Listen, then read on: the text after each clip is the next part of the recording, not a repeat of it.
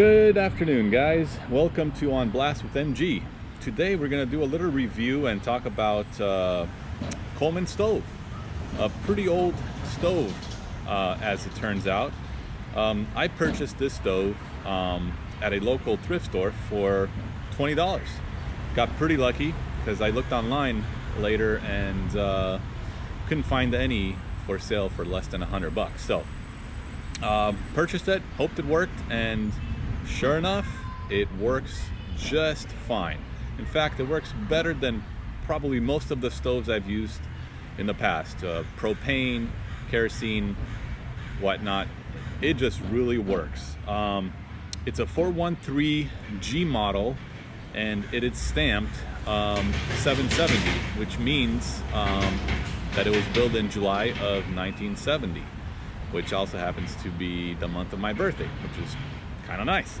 So we're gonna do a little quick review and give you guys some information on how to run it, how to turn it on, how to work it, etc.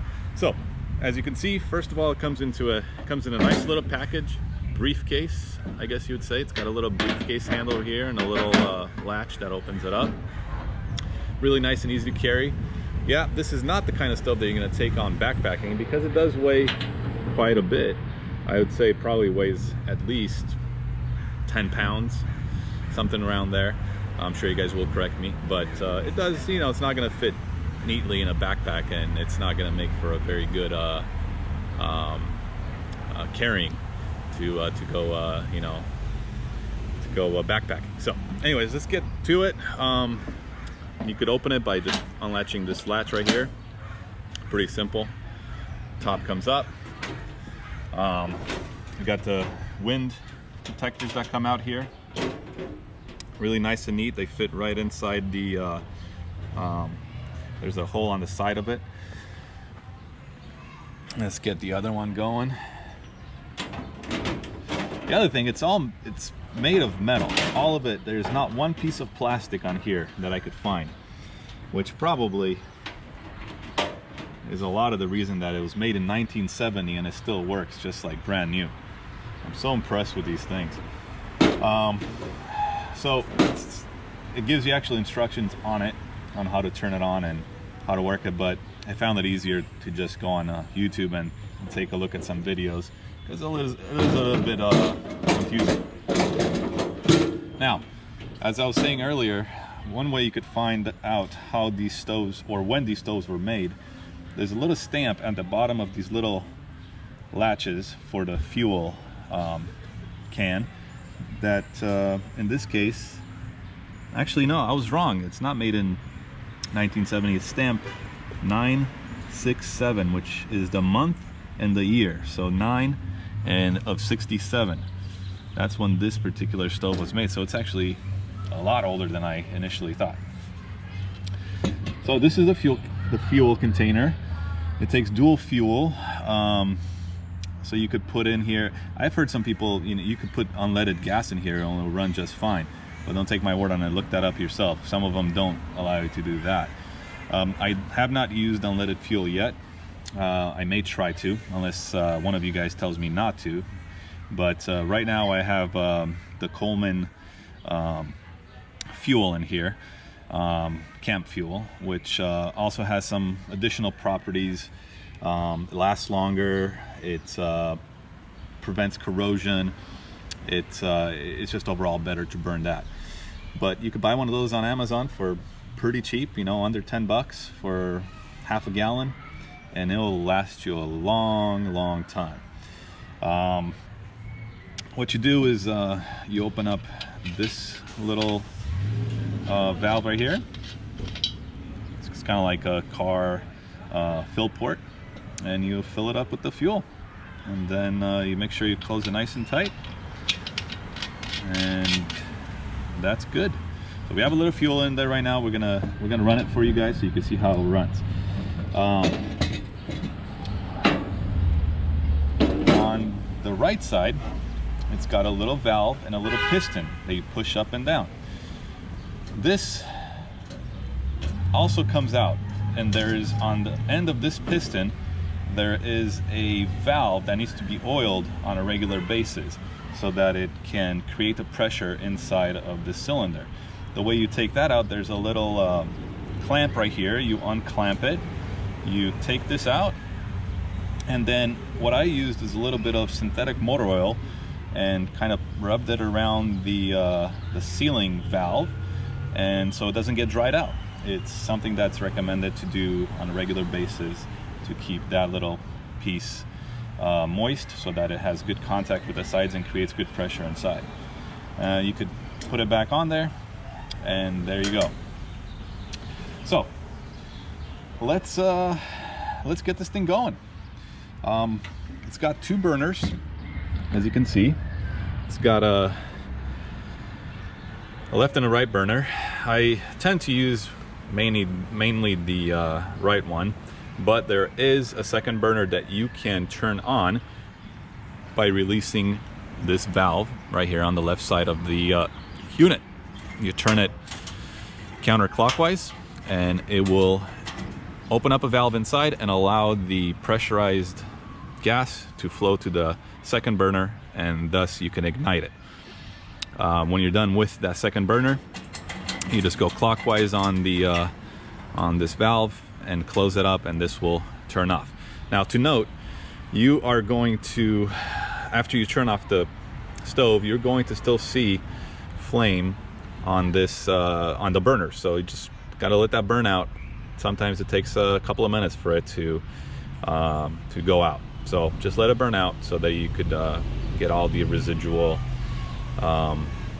gas burnt. Okay, so I'll put this back down here and we'll go ahead and install the fuel tank, which is fairly simple. You take the fuel tank after you've filled it with your fuel. Make sure the filler knob is tight. Make sure this lever is in the up position and your gas is turned off. So go ahead and stick it through this little hole right here until it meets up with the hole inside on the stove. You can see the little spot where that fits into. Go ahead and put that in there, and these little latches go into these pre-made holes, and it just sits right there perfectly. Okay, that's pretty simple, right? And then all you have to do is grab a lighter and start pumping. What I usually do, I pump about 40 to 50 times. If I'm wrong, correct me, but that's what seems to be working for me, and it gives me, I haven't had it burn out yet, and I've cooked, several breakfasts on it, probably over the course of a half an hour, 45 minutes, and it's still going strong after 40 to 50 pumps.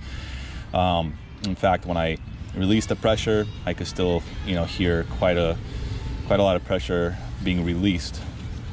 So 40 to 50 times used to be about the right amount of pumps. So let's go ahead and do that. So you just grab this. There's a hole on this end.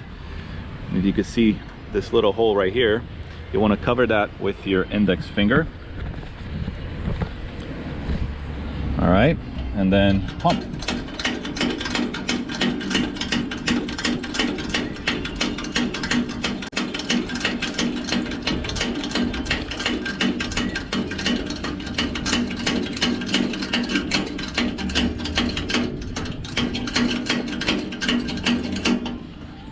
All right, that gives it about 50 pumps or so. Then you want to turn the knob to the right until it locks in place, and that basically keeps this from popping back out. You could test it after that, and by turning the on knob to the left, and you could hear it.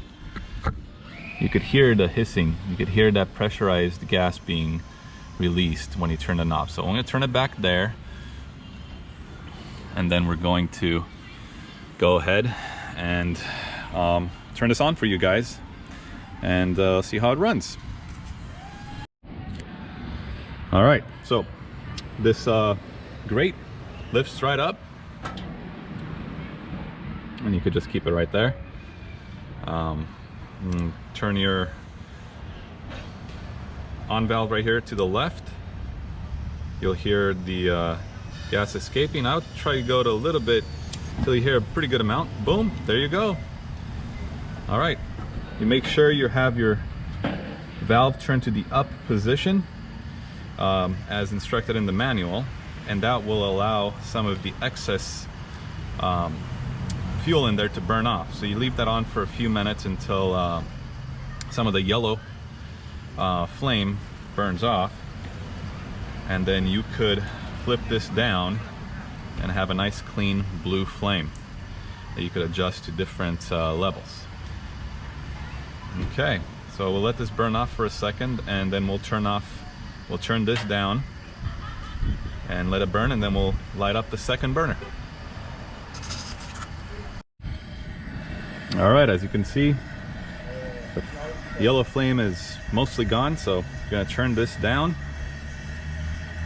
and then voila. Still got a little bit of it, but there we go.